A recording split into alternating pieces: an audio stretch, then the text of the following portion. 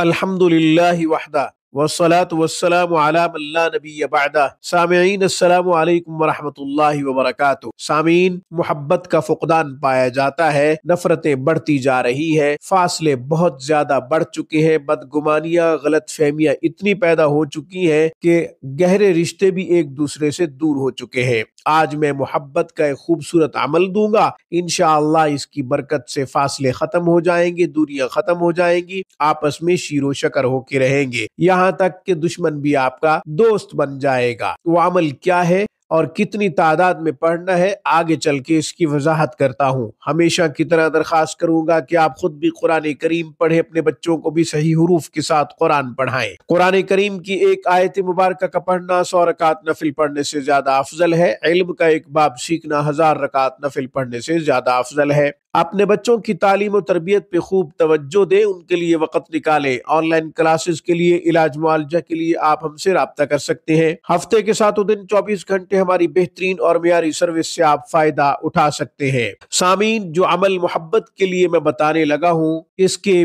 بے شمار فوائد ہیں، عمل بہت ہی خوبصورت ہے، اس پر کئی کتب لکھی جا چکی ہیں۔ آج میں یہ جو عمل بتاؤں گا، جب آپ کریں گے تو انشاءاللہ گھر میں تمام افراد جو رہ رہے ہوں گے، آپس میں اتفاق پیدا ہو جائے گا، آپس میں محبت پیدا ہو جائے گی۔ نفرت کرتے ہوں گے، دوریاں بڑھ چکی ہوں گی، تو انشاءاللہ آپس میں شیر و شکر ہو کے رہیں گے، متحد ہو کے رہیں گے، ایک دوسرے کے اوپر جان دینے کو تیار ہو جائیں گے۔ جو اب جان لینے کے لیے تیار ہے، وہ انشاءاللہ جان دینے کو تیار ہو جائیں گے۔ کرنا کیا ہے؟ آپ نے بسم اللہ الرحمن الرحیم کو پڑھنا ہے۔ بسم اللہ الرحمن الرحیم قرآن کا خلاصہ ہے۔ بسم اللہ الرحمن الرحیم اپنے اندر عجیب تاثیر رکھتی ہے۔ یہاں اختصار کی وجہ سے تاثیر کی تفصیل بتانا ناممکن ہے، بس اتنا عرض کرتا چلوں کہ گھر کے تمام افراد کے لیے بسم اللہ الرحمن الرحیم 101 مرتبہ پڑھ لیں، پھر مشترکہ پانی میں دم کر لیں، مشترکہ پانی سب گھر والے پیئیں۔ اسی طرح بیوی ناراض ہے تو شوہر یہ عمل کر سکتا ہے، شوہر ناراض ہے تو بیوی یہ عمل کر سکتی ہے۔